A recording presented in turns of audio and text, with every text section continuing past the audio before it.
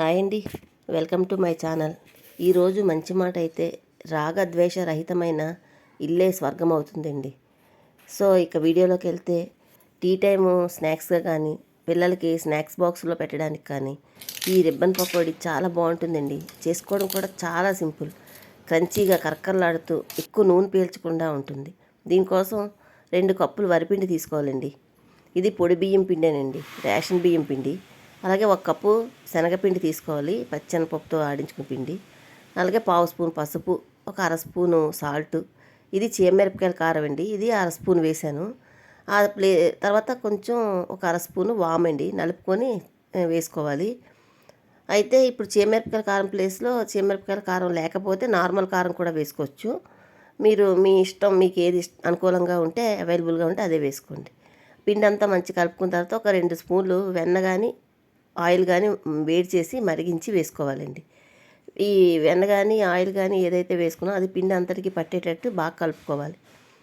చక్కగా పిండికి వెన్న బాగా అప్లై అవుతే గుళ్ళగా వస్తాయండి, మంచి టేస్ట్గా కూడా ఉంటాయి.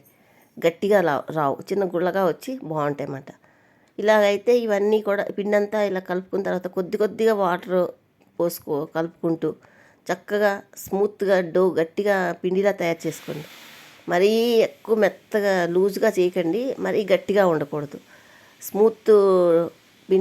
స్మూత్గా రావాలి ఆ పిండి అంతా. చక్కగా కొద్ది కొద్ది వాటర్ చేస్తూ మర్దన చేసుకుంటూ కలుపుకుంటే చక్కగా మృదువైన పిండిగా రెడీ అవుతుందండి.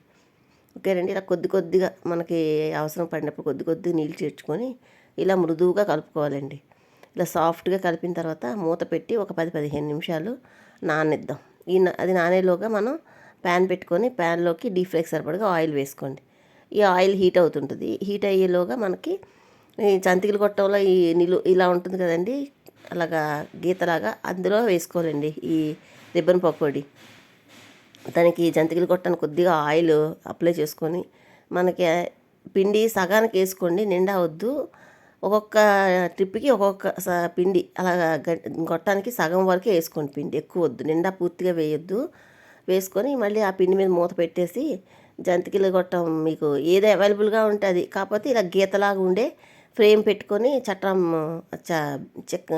అదే బిళ్ళ పెట్టుకొని వేసుకోవాలండి. చూసారా, శాంపిల్ చూడండి ఎలా వచ్చిందో అలాగే వస్తుంది. ఇప్పుడు మనం నూనె కాగిందో లేదో చెక్ చేసుకుందాం. చూస్తే నూనె కాగిపోయిందండి. ఇది సిమ్లో పెట్టకండి, మీడియంలో ఉంచుకొని వేసుకోండి. నూనె బాగా కాగింది కదా, అలాగా చుట్టూ తిప్పుకోండి చక్కగా.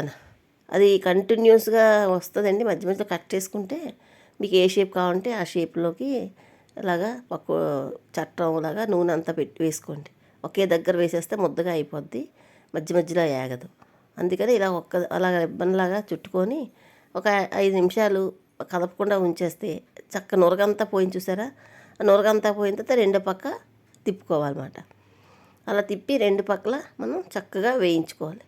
ఇలాగ నురగ ఆగిపోయింది అంటే మనకి ఇంకా అది పకోడీ వేగిపోయినట్టేనండి. ఈ రిబ్బన్ పకోడీ వేగిపోయినట్టే. దీన్ని తీసుకొని ప్లేట్లో వేసుకొని అలాగే మిగతా పిండి అంతా కూడా అదే ఆయిల్లోనే మిగిలిన పిండి కూడా అలాగా జంతికలు తిప్పినట్టే పకోడీలు తిప్పేసుకోవాలి, ఆకు పకోడీలు. ఇలా తిప్పి ఇలా కొంచెం ముక్కలైనా ఏమైపోదండి, మనం ఎలాగో ముక్కలు చేస్తే తింటాం కనుక. రిబ్బన్ పూర్తిగా రావాలని ఏమీ లేదు. అలా ఒకసారి సరిగ్గా సెట్ అవ్వకపోతే ముక్క అయిపోద్దండి, ఏం పర్వాలేదు.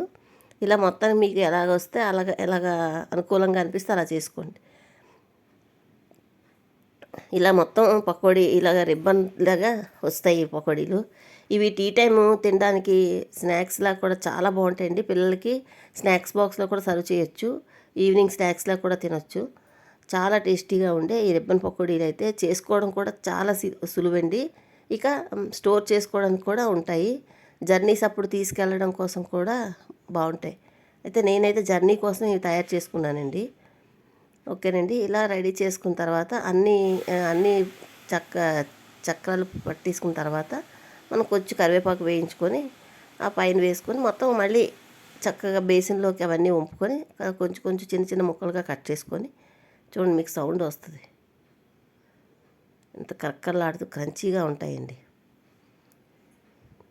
ఇలా మొత్తం అన్నిటినీ కూడా కొంచెం ముక్కలుగా సర్దుకొని మనం ఏదో 8 డబ్బాలో స్టోర్ చేసుకుంటే ఎమ్మీగా ఉండే చాలా టేస్టీగా ఉండే రిబ్బన్ పకోడీ రెడీ అయిపోతుందండి. నా వీడియో నచ్చితే లైక్ చేయండి. Thank you for watching. Bye అండి.